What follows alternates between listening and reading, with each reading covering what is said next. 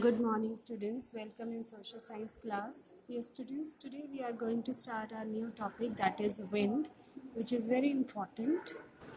So first of all, we will see what is wind. It is simply defined as air in the motion, or especially air is in position of motion, moving or traveling position. It is also horizontal flows of air. Winds blow from areas of high pressure to low pressure, because if low pressure areas are there, the winds are quite heavy and they are not able to travel. So whenever we have high pressure area, the winds are lighter in weight and they can travel easily from one place to another.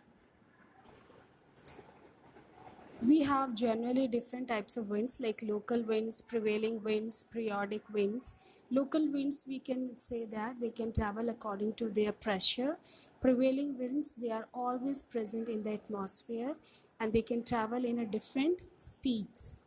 And periodic winds are those who can come as in a seasonal manner. We will see.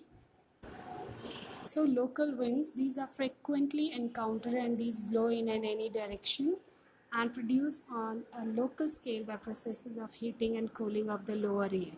It depends on the temperature of the wind. Now prevailing winds, these are oftenly travel and covering the long distances, and these are permanent winds and traveling in a planetary manner. And the further they are divided into trade winds, anti-trade winds, as well as the polar winds.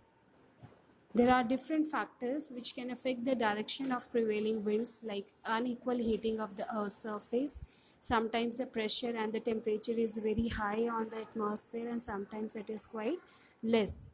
And next is earth's rotation, whether it is rotating in which direction and what is the time of the rotation. It depends on them.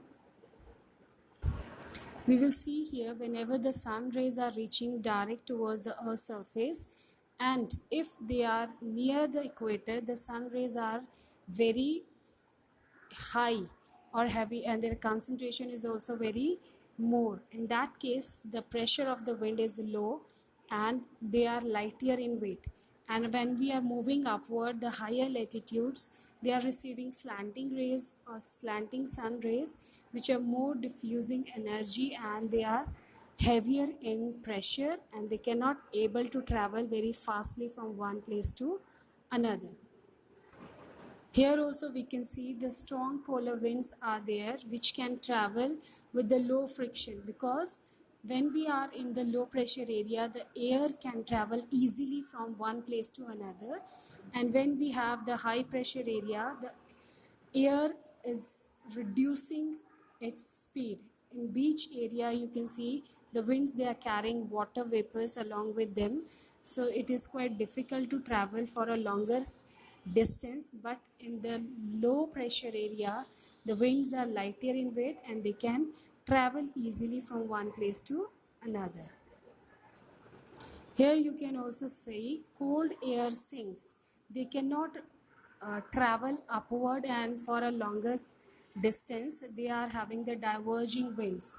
And next we have the converging winds. They can move upward. They can travel upward. The hot air, which are having the less pressure and they are lighter in weight. Cold air or cold winds are calm, clear weather, and the hot air or the hot winds, they are stormy and the cloudy weather is there, because they can carry along with them dust particles which is quite harmful.